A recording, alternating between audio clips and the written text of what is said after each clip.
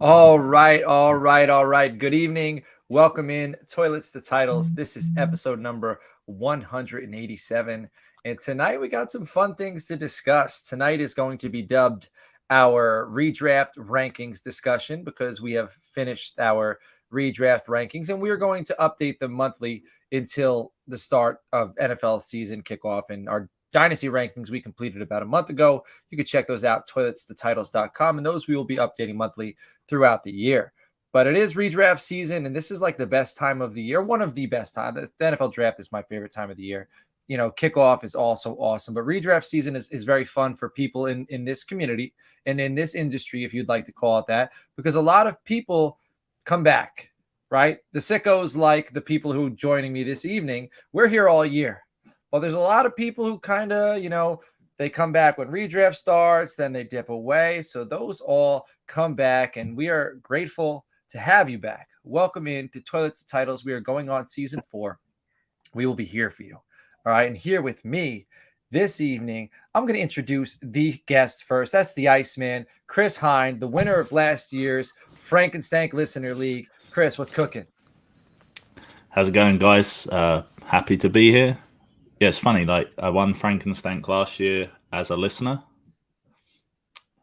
Now kind of part of the team. So, yeah, looking forward to defending the title. But, yeah, also looking forward to discussing my redraft rankings. Excellent. Excellent, man. You are part of the team, playing with house money every Friday at noon. Prue is making his rounds. Your co-host, your partner. He's been on multiple shows. So you guys have dove in, and we are bouncing off Frankenstein ideas to you. So you are making decisions. You are officially a decider. And the decider who's been with me from day one, Justin Stevens at JustinFF_ with the beautiful Toilets to Titles t-shirt, looking very regal. How are we doing this evening? It's actually that sweet polo you sent me. It's they look sharp. I like it. But no, definitely a full member of the team, man. What are you talking about? And I'm excited to be on because last night I was on with your co-host from Playing with House Money, DJ Prue.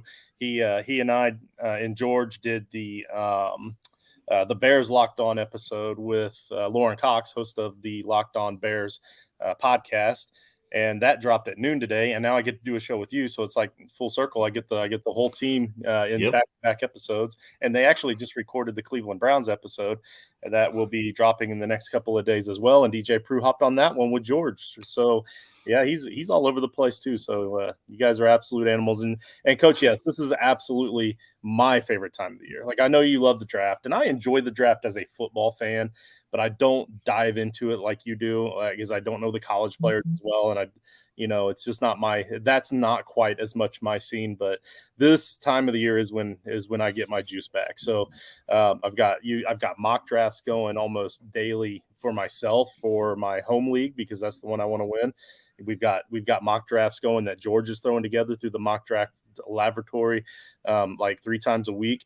So and then Scott Fish Bowl is going on right now. So a lot of great things happening this time of year for guys like me. Excellent. Yes, guys and girls. A lot of people are getting into Scott Fish Bowl, getting into Frankenstein, getting into Gilded. We have 170 members in Gilded. Like, we started this 4 or 5 months ago, and we have two new Patreon members, Sean Robinson and Pat Hoffer. I hope I'm pronouncing that correctly. I believe I am. Both of them signed up today. We appreciate you. Justin's talking about all those mock drafts we're doing. So we have a Frankenstank Listener League, which we're going to talk about very soon. So all of you who are in the Frankenstank Listener League, which is a 96-team league, $750 going to charity. There's probably 15 other payouts. We just added an additional $25 that isn't even in the pool that I'm going to pay out of my own pocket to a new team this year, because every year we ask everybody to come back, and then we expand. We add divisions. So there's a bunch of new teams this year because we added 36 teams. I'm going to give $25. We're going to vote at the end of the year to the new team with the best team name.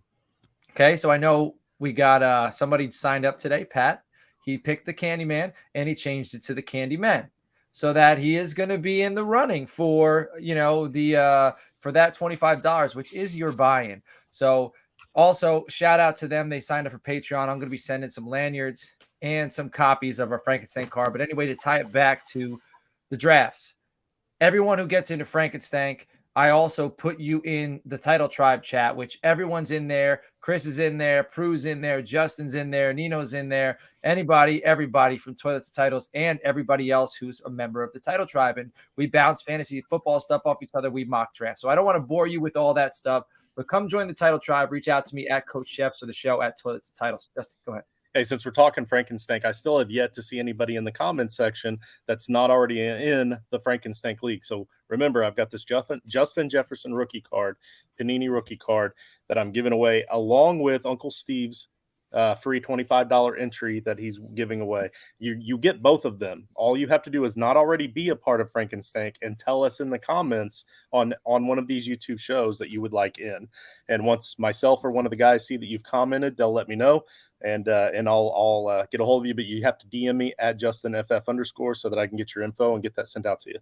Or email toiletsandtitles@gmail.com. Shout out to D Now, who's in the chat, member of Toilets and Titles, also in the Frankenstank. Mark Simon, dude's been great. He's been active. We also got payout to Monster of the Year, which is another $25, which could pay for your entry. So people who are members of the Frankenstank is a little, it's a lot. It's a lot. So we need the help of all the Frankenstank members to keep this thing running. So without further ado, we're 6 minutes in. We had some fun times tying kind of this show together, the multiple things we're going to talk about. I told everybody in Frankenstank, we're going to reveal a card. Last week, I teased that card. Okay, it wasn't black and white. You know what I mean? It was kind of you had to see it through the bushes. You know what I mean? You had to see it through the hedges. Chris, you guessed. Yeah. Okay. Where and when was the clue, and what's the new card? The clue was that you said you were buzzing for this week's episode. Yeah. So I was like, oh, he's buzzing like a chainsaw. Right. That's where my head went. First guess was like Leatherface, Texas Chainsaw Massacre kind of thing. He told me I was right with the clue, but I just gone the wrong way. Right. So the clue, and the funny thing is you've already teased it on the show as well, talking about the team names. Right. Yeah. The newest card is the Candyman. That's it. Ladies and gentlemen, go ahead. I'm sorry. No, I was just saying I totally missed it. I already dropped the clue for next week, by the way. So that clue's in there. So you can reach out to me after the show within the first 8 minutes. I dropped a clue for what the next card is going to be. So this is the Candyman, all right? So this is what it looks like. Shout out to Andrew Campy. He is the one who puts this together. We give him the ideas. And I'm going to tell you in a second what it is that the Candyman does. But the Candyman, the owner of the Candyman in the Toilet Titles Frankenstank Listener League is here. It's Pat Hofer. You didn't, but it's okay. Nobody does. It's Hofer. All right, Hofer. It's Pat Hofer, the Candyman. All right, let me pull that down. And now I got to pull up. Let me see. You've already said it way more than 3 times. This is the last time we'll ever see John again. Oh, Jesus. In front of the mirror, too. All right, because I can see my face, right? All right, let me see if I can pull this card up. No, I don't want that one. This is the great stuff everybody tunes in for. All right, now I need to share screen, present. Bear with me. What are you guys' thoughts on the view of the card while I get this set up? Oh, it's beautiful. It's sleek. It's just, I mean, Campy does the graphics for all the cards, so we can't expect anything but greatness. So, I love the aesthetics of it. It ties in nicely with the rest of them, and I can't wait to get this new deck rolling once we get the last card presented next week. Yes, and the Candyman rather. This is what it does. When you play this card, okay, you play this card start of the week prior to your Thursday matchup, okay? And in this league, so Pat, I know you're new.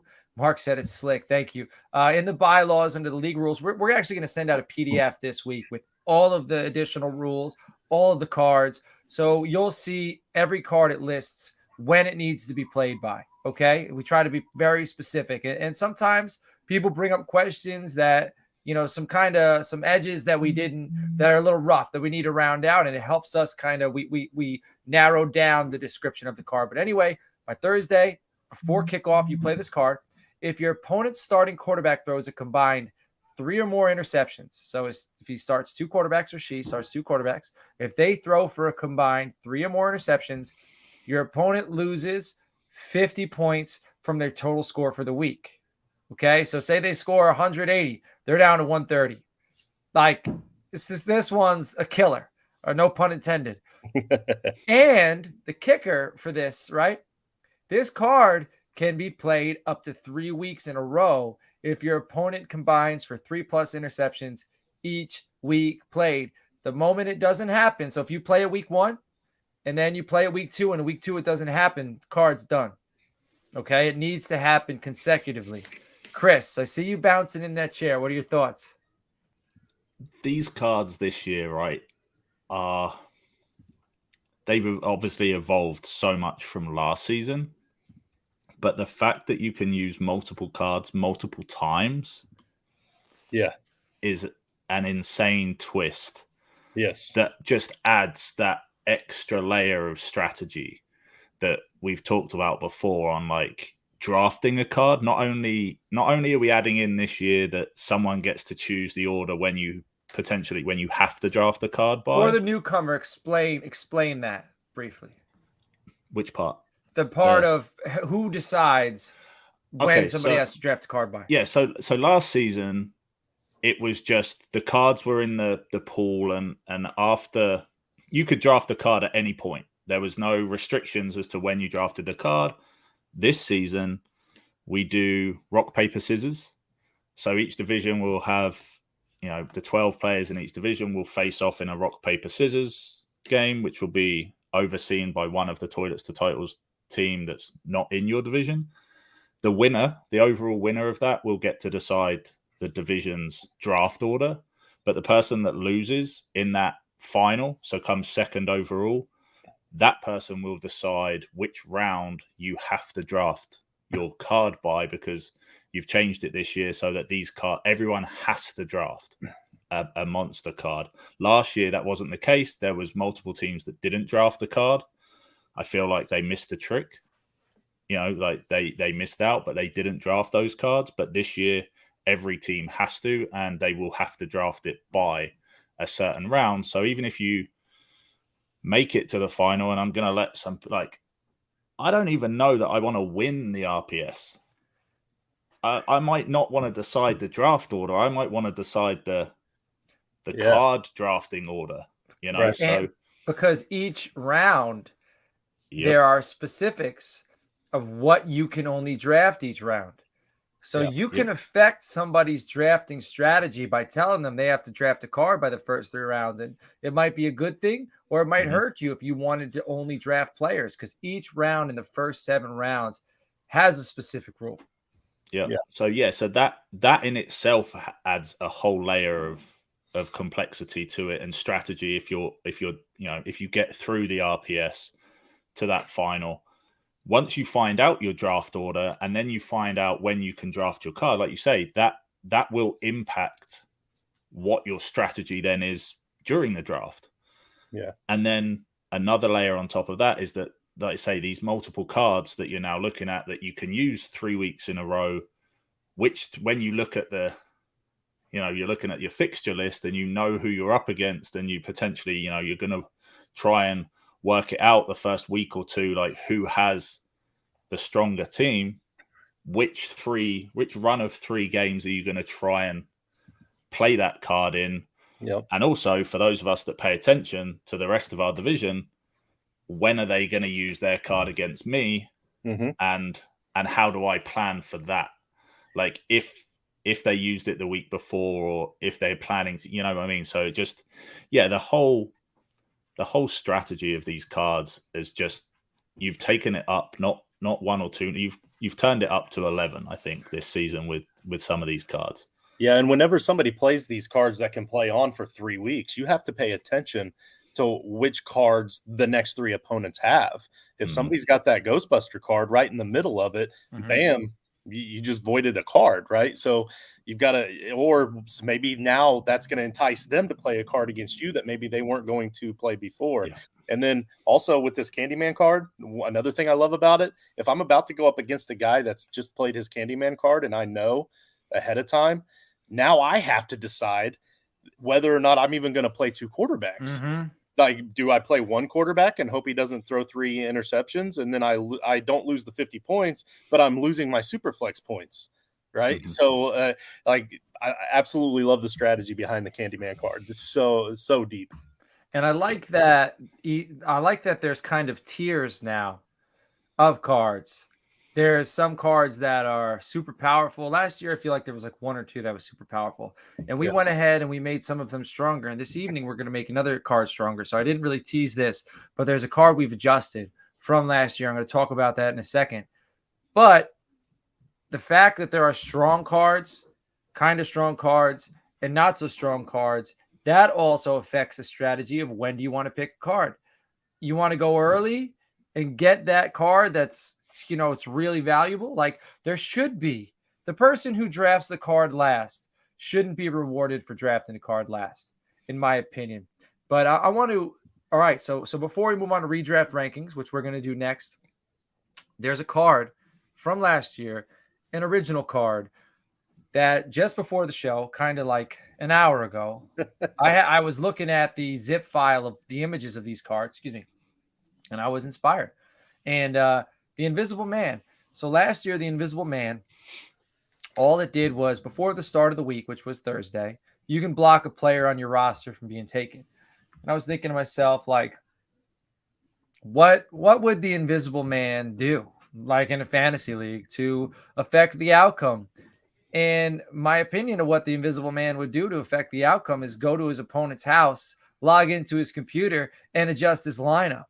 So now the Invisible Man can do 2 things.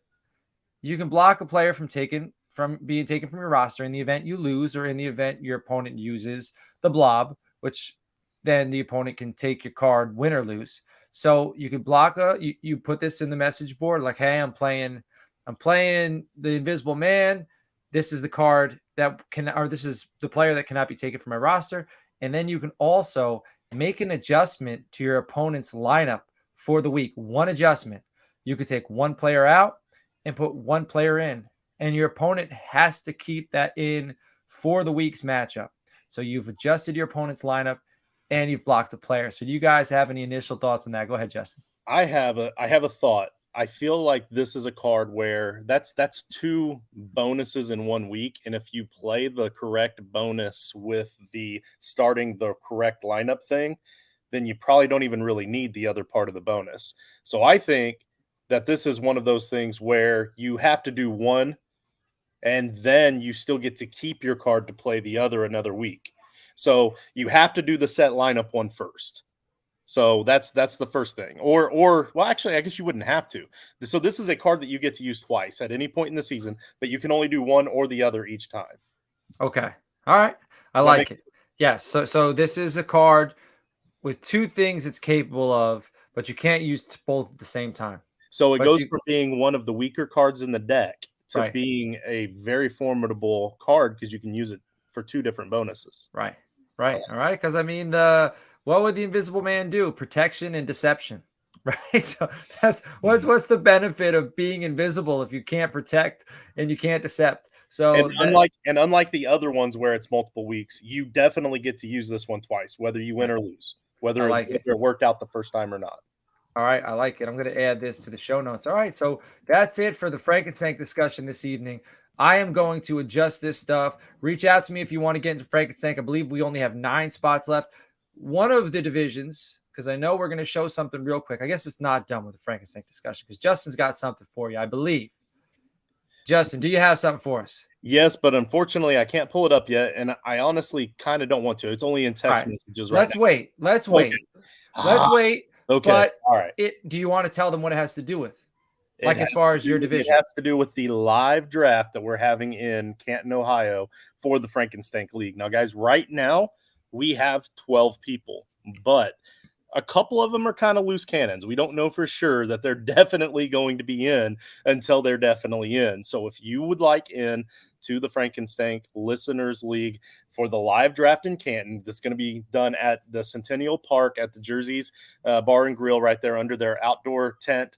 I'm gonna have we're gonna have it's different. Okay, this isn't gonna be like your normal home league live draft. Okay, I got some surprises set up for the guys that show up at the live draft. But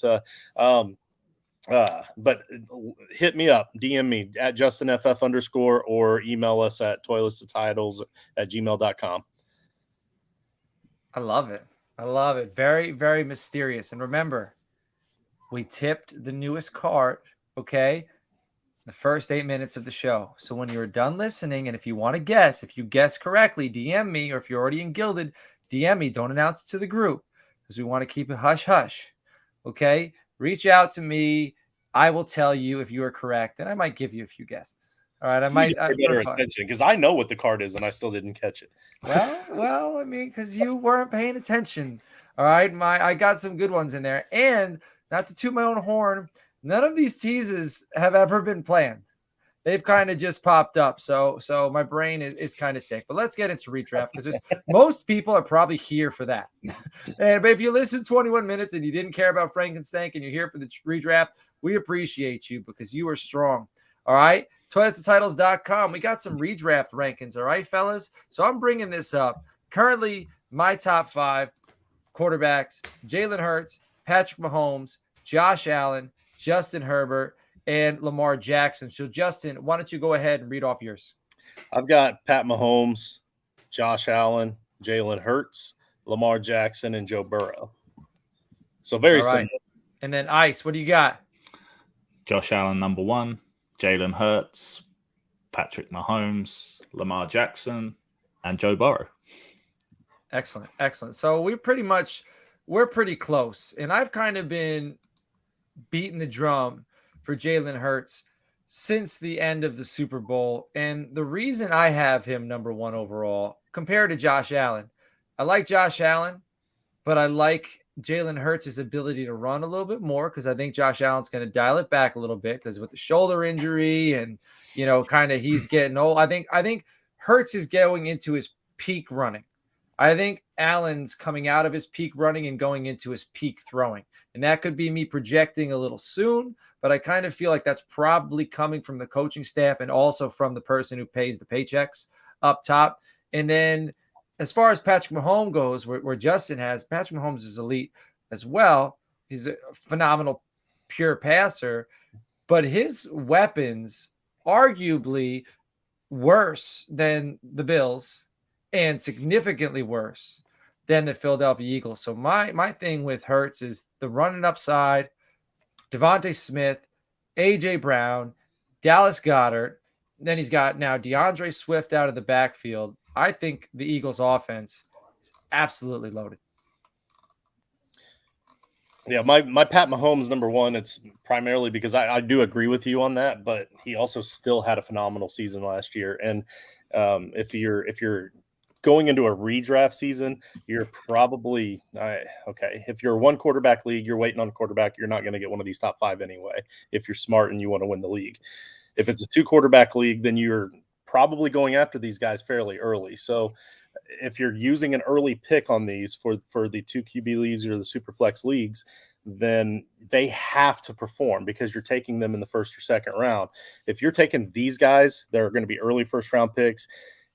Pat Mahomes is going to be that steady Eddie every single week. He's going to be a top 5 guy, top 4, top 3 guy every single week, week in, week out. He may not finish number 1 on the season. If Jalen Hurts stays healthy, I absolutely agree that he could definitely finish ahead of Pat Mahomes on the season. But I think that there's going to be some weeks where you're kind of thinking, oh man, I wish I had Pat Mahomes because he's just going to be very constant and steady every single week for you. Yeah, I think to Justin's point, it all depends what league you're playing in, what your rules are. Fair. If like I just drafted 2 in SFB and I took Jalen Hurts 2nd. Yeah, like because the rushing upside is huge. And I mean, Shay's just commented that Lamar Jackson, number 1. Like I would not be surprised if Lamar Jackson does finish the season as QB1 in fantasy. But I have Josh Allen number 1 just purely for consistency. He's been there, he's done that through 2 years in a row. I think he's been QB1 in PPR. Jalen Hurts, yeah, like obviously he has elite rushing upside, which none of the other guys. Lamar is the only one that can really, and Justin Fields can challenge on the rushing side. But let's wait. I'm just a little bit on the whole. Let's wait and see. Can they repeat this year? I don't disbelieve that they can.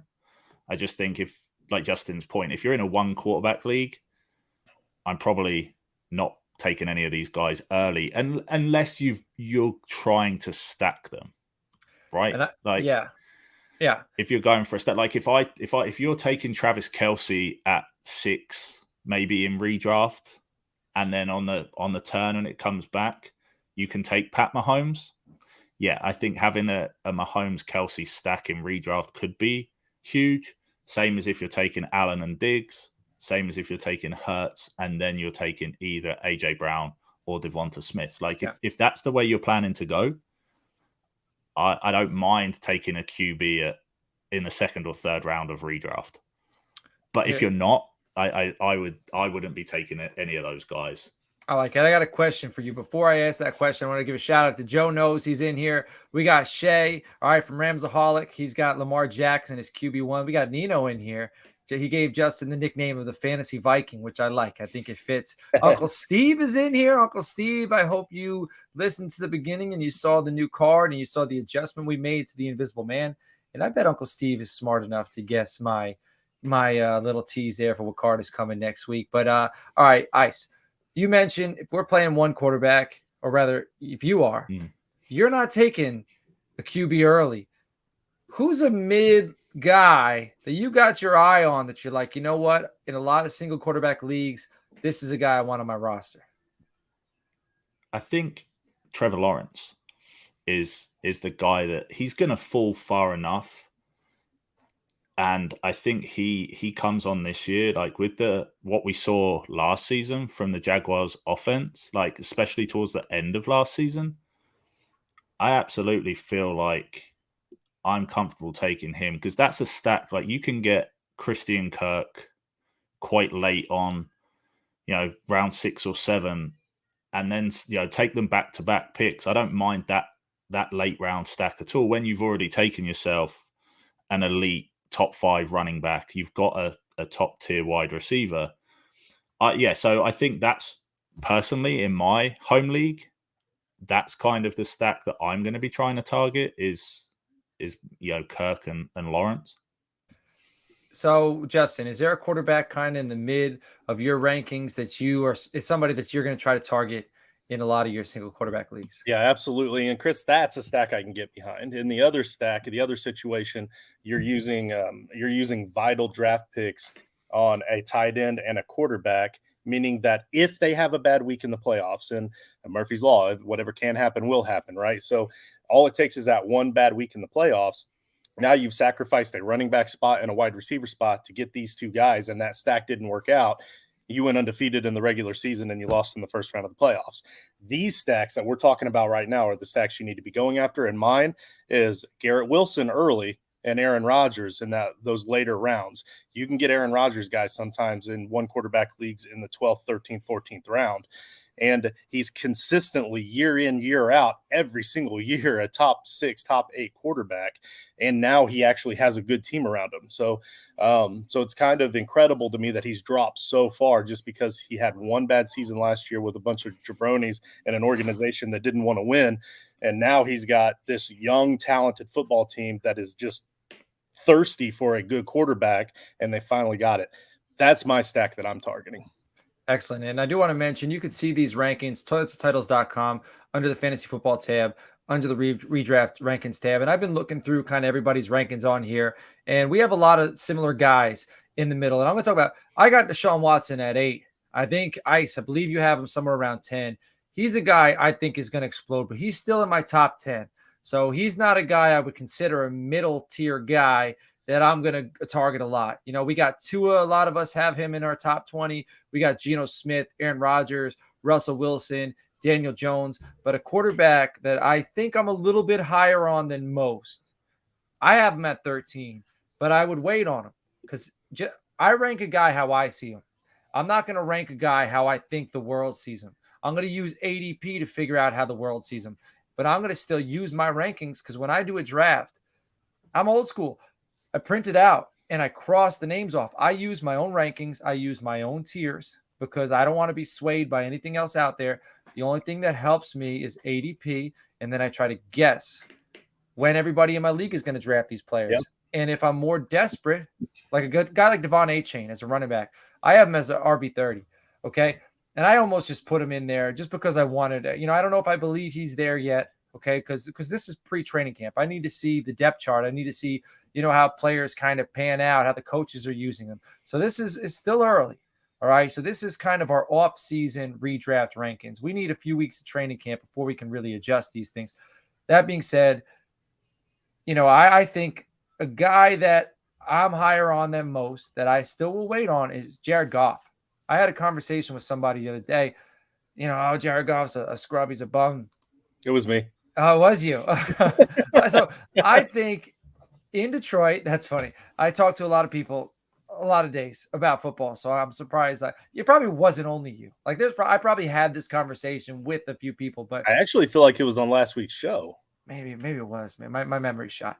But Jared Goff playing in Detroit, playing on turf. He's got Amon-Ra St. Brown, all right? He's got a young, high upside tight end in Sam Laporta. He's got Jahmyr Gibbs, who can fly out of the backfield and take those. So what I like, Amon-Ra St. Brown can take a 2-yard pass to the house. Jahmyr Gibbs can take a 2-yard pass to the house. It doesn't take a lot to throw a 2-yard pass, and you still get the points for that 60-yard reception. So mid-tier guy. I love the upside. I love that 8 of his games are played in a controlled environment. And Shay said Goff is good. All right, he played for the LA Rams, and I know he got exposed. Bill Belichick exposed him. But I think it's easier kind of to produce in the regular season. In the playoffs, the games get slowed down. I'm not telling you Jared Goff is gonna. I'm worried about playing Detroit as a Cowboys fan December 17th or week 17. I'm sorry, I don't know why I said December 17th. It's week 17, so that's probably nowhere near the date. But I am nervous about that game because I think the team is scrappy. But I'm not saying Jared Goff is going to be leading team to the Super Bowl. But in the regular season, I think he's going to put up a lot of points. And if he could be my QB2, and if we're playing Superflex, I'm golden. But let's move on to some running backs, all right? So if you want to see, like I mentioned a bunch of guys we kind of have in the middle, but if you want to see who we have here and there, you can go and check out our rankings on toiletstitles.com. But for running backs, I'm going to read my top 10. Let's read our top 10s. I got McCaffrey, Eckler, Jonathan Taylor, Nick Chubb, who Cleveland is saying they're going to give him the passing down work, which I love to hear because he's so damn talented. Why didn't they? I mean, they had Kareem Hunt. I get it. And almost like they had Kareem Hunt benefited Nick Chubb's career because he didn't get those additional touches. And now he's getting to the age of 26, 25, 26, 27. I'm not sure exact age, but I'm sure he's somewhere in that range. And he doesn't have the mileage of some of these running backs who were getting the every down work. And he's going to come out and he's going to prove to the NFL he's one of the best damn running backs in football. So I have him at 4, Bijan Robinson at 5, Derrick Henry at 6, Saquon Barkley I have at 7, which I might adjust because, he's not signing that deal. Who knows? I mean, as of now, I still expect him to play. I still got him at 7. I got Tony Pollard at 8, who did sign his deal. Josh Jacobs at 9, who didn't. And then Ramondre Stevenson at 10. So, Justin, why don't you read off your top 10? We got you muted. He still is. Justin, why don't you? Yeah. So sorry about that. The wife is playing Skyrim in the background, and the war was getting a little heavy there. So jealous. All right. So so my top 10, I got Christian McCaffrey as my first quarterback, and that's the obvious one there. This is PPR scoring, so Austin Eckler had the 6th most receptions of any other player in the league last year. I've said that like 1,000 times the last few weeks, and he should not be sliding into the second round even in Superflex leagues, but he has been recently. So I've got Austin Eckler as my number 2, Saquon number 3, Bijan number 4, and I don't typically rate rookies very high. Running backs obviously a little bit different, but still to be number 4 says a lot. I think he's going to be heavily utilized. Jonathan Taylor number 5, which kind of hurts me because I think that the Colts are going to be a run heavy offense, super run heavy offense all season. it's kind of ridiculous I have him at number 5, but with those other 4 ahead of him, it's kind of hard to rate him much higher. So he'll probably have some touchdowns poached by his quarterback, I assume, which will affect his overall scoring.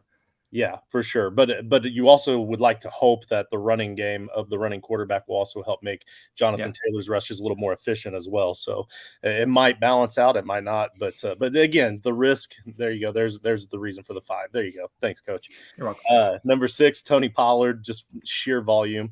Number 7, I've got Josh Jacobs, again, a volume play. Number 8, Ramondre Stevenson, and this one may not be a huge volume play, but it also probably will be a lot of weeks. And then he also gets the receptions as well. So I kind of like him. Time out. So the whole world knows. I have to say this now, and I apologize for interrupting you. Yes. But we got partnered with YouTube. I don't know if that's the terminology. This week, we're going into our 4th season. We finally hit the numbers. This is something brand new, and we've never had before. So I'm sorry, but I don't even know what the hell this is called. It's like a super comment or whatever. I got to do my research. We are very new to these capabilities. Shay needs to DM us on how he did that so we can tell the people how to do that. Because I know Uncle Steve is sitting on money bags right now, and he wants to donate, and he's watching right now. So we got it's starred. So we have live. It's a super chat. So this is a super chat. Shout out to Shay. First super chat ever. My guy says, go Rams. And you know what? I will say go Rams, and I will cheer for you week 1 at least. Absolutely. For that $1.99. Yeah, I'm a Matthew Stafford fan right now. Yeah, hell yeah. All right. Thank you, Shay. All right, Justin, sorry for interrupting you. No, that's beautiful. That's beautiful. And my next Scott Fishbowl pick will be a Ram, I promise. Let's see. Nick Chubb, I got number 9 right behind Ramondre Stevenson. And that one, again, just like you, Coach, I feel like it should be way higher. Like this guy, I'll bathroom board bet you he outscores Saquon Barkley. Oh man, which is it would have been a better bet. I would have done it before the franchise tag, but now it's kind of. I'll take it just because I have such a dispersity here on my list, and I kind of need to put my money where my mouth is. Right. But I'll even give you a what is that called? Like if like he has to start the season. If Saquon Barkley doesn't sit out from week 1 on, like if he does sit out week 1, we could call it. But if he doesn't sit out, it's fair bet. You mean like if he plays every game? Well, like not every game. I'm just saying as long as he doesn't sit out week 1. Like if he doesn't hold out. Oh, you mean from the holdout? Yeah. Yes. Okay. Yes. Yeah. Dude, we got another one. Yeah, that's another super chat. Nino Brown, we're Mr. Moneybags now. You guys might never see me on a stream again because I'm about to take all this cash and cash out and go spend some time with Mickey Mouse. That's right. You're the one with the connections to that account. So you just made $4, Coach. Yeah. Happy retirement. Hell yeah, happy retirement. I gotta put this towards the bobblehead for the Frankenstank listener league. All right. Ice. Oh, hold on. Number 10. Yeah. I got Derrick Henry, number 10. All right. Ice. Who are your top 10 running backs? CMC number 1, Jonathan Taylor number 2, just because I know he's higher than yours. Austin Eckler number 3, Nick Chubb 4. I've got Saquon at 5, but again, that was pre the failed contract talk, so he will probably drop a little bit for me. Eric Henry at 6, Bijan at 7, and I know again just don't doubt that he's going to be good, but just a rookie. I couldn't put a rookie in the top 5, to be honest. I've got Josh Jacobs at 8, Tony Pollard at 9, and at 10 I have got Breece Hall. I was massively high on Breece, going into last season. I think if he bounces back from his injury and everything that I've read says that he's potentially in that like 99th percentile for just being a freak athlete and can bounce back from that type of injury. What are we hearing about Javonte that makes us less like none of us are really high on Javonte right now? And who was the doctor we had on last week, Justin? That's Dr. Jesse Morse. I know he was mentioning, with Javonte, the surgery was a little more complicated. I know for myself, I need to see it. Like I need to see him ready to go. Like I'm seeing like J.K. Dobbins comparisons. Like, yeah, he'll be ready to start the season, but he's not going to get touches, like legitimate touches, till week 9, week 10. And for redraft, that's scary. But what are you guys hearing that's kind of making you hesitate?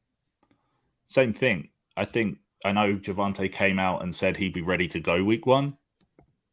But I mean, they're going to say that, right? Like, until you see it in.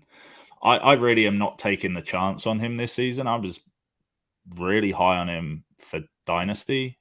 Like, but the injury just, everyone comes back differently, obviously.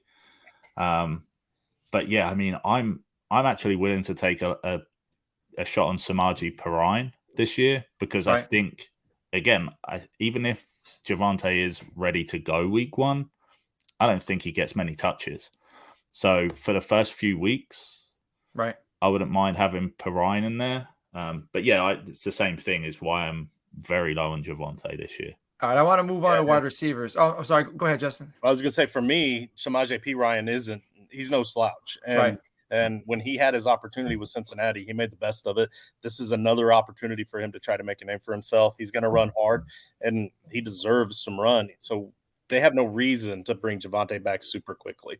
So if they're going to ease up and bring him in slowly, I see Javonte more as a trade target before a trade deadline to try to get for the end of the season for that J.K. Dobbins run that got you deep into the playoffs last year. So if you're already going to make the playoffs and you need to make a trade with the guy that's trying to get into the playoffs, you're going to go after his mistake of taking Williams too early in the draft. And again, I do want to move on to wide receivers because I want to wrap this thing up. And you can find these rankings, toiletstitles.com. But with my thoughts, Sean Payton's no dummy. If he thinks Javonte is that guy, and he also thinks he's going to correct the ship for Denver, with Russ, with Jerry Jeudy, with Cortland Sutton, with Tim Patrick, with Greg Dulcich, with Samaje Perine, with that defense, if he thinks he's a playoff team, there's no need to rush Javonte back early. If they're winning games and they're okay, but now if they start losing early and they're desperate, it's a different story. But it's hard to tell which way it's going to go. All right, but Justin, I want to move on to wide receivers, but we do have a sponsor, and I want to let everybody know about that sponsor before we move on to these wide receivers. Yeah, so the sponsor is Rival. It's Rival Fantasy. It's a new evolution of fantasy football sports betting, fantasy baseball sports betting, and fantasy basketball sports betting. As you can tell by the logo, we are all about evolving. We are constantly evolving this show. That's why this was a great fit. This is a new evolution in fantasy betting. So here's how you do it, guys. It's very simple. You just click. Well, you can't click on the link yet. I don't know. Maybe we can now with all this new evolution in YouTube with us. Maybe we can figure out how to add this link. But for now, just type in joinrival.com/titletribe. And with that link, with you clicking into that link, you will automatically get an additional $25 bonus on top of whatever your first deposit is just for using that link.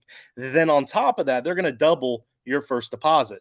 So anything up to $200 as well. So if you're going to deposit $200, they're going to match the $200. Then they're going to give you an additional $25 just for using that link down there.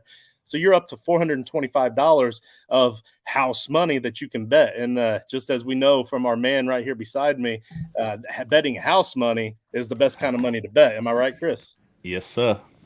Excellent, yes, excellent. We're going to wrap this thing up. Well, I feel like we're always kind of cheap on the tight ends, but if you want to see the tight ends, go to toiletstitles.com and you can check them out. I'm going to read off our top 10 wide receivers in here, okay? So I got Justin Jefferson, Jamar Chase, CeeDee Lamb. I'm still high on Cooper Kupp in redraft, Tyreek Hill, A.J. Brown, Stephon Diggs, Amon-Ra St. Brown, Jalen Waddle, Garrett Wilson. It hurt me to have Waddle down at 9, man. Like, Waddle is my guy, and it hurt a little bit. Devontae Adams? What are you talking about? Come on, man. Or Devontae Smith? Adams. Devontae Adams I have at 11. And Joe, who's Jimmy Garoppolo's throwing the football? Where did Devontae finish last year? Doesn't matter. Who? All right, so let's make a bathroom board bet. I bet you. So who's somebody you think I have above him that you think it's crazy talk? You could take any of the Amon-Ra, Garrett Wilson, Jalen Waddle. I'll take the bet against any of those. I have those three lower than Devontae this year. I'll bet you So- Jalen Waddle outscores Devontae Adams. All right, done. Justin, can you write this down along with the Nick Chubb and Saquon Barkley bet we have? And I'll make sure to add it. All right, so that's my top 10. Ice, I'm going to let you read your top 10 because I know Justin is writing, and then I'll let Justin do it. Yeah, mine's, I mean, the first few were similar. Justin Jefferson, number 1. Jamar Chase, number 2. Cooper Kupp at 3. CD Lamb at 4. Tyreek at 5. AJ Brown, 6. Stephon Diggs, 7. Devontae at 8. Amon-Ra at 9. Garrett Wilson at 10. Jalen Waddle slipped to 11. All right. Fair. I think I had Waddle ahead of Tyreek Hill last year, and I wasn't going to make that mistake again, but I do love him, and I really want to put him in my top 5. I just don't have the guts to do it just yet. Justin, read off your top 10. So I've got Justin Jefferson, number 1, Jamar Chase, number 2, Cooper Kupp, Tyreek, and then AJ Brown rounds out my top 5. Stephon Diggs at number 6, which is the one that I'm probably going to be sliding down. It seems like every time I look at it, I slide him down a little bit more. I got CD at number 7. Garrett Wilson, number 8. Again, just like I mentioned earlier on the show, I'm kind of putting my money where my mouth is. I've got him rated high. I think he's very potentially going to finish as a top 4 wide receiver this year. But it's pointless to draft him in the top 4 if you can get him with that 8th wide receiver value. And then Devontae at 9. And here's the reason why I kind of like Devontae better this year than last year. Devontae has this uncanny knack for being able to get wide open. And Jimmy Garoppolo, while he's not the best quarterback with the deep ball, he's not the best quarterback with a lot of different things, he is pretty accurate at just moving the football. So with being just accurate enough and having a talented wide receiver like that, I think he'll still score some big points. And then rounding out my top 10 is Amon-Ra St. Brown. And then you got Waddle at 13. You have Olave at 12 and Devontae Smith at 11. I'll bathroom board bet you Waddle outscores Devontae Smith.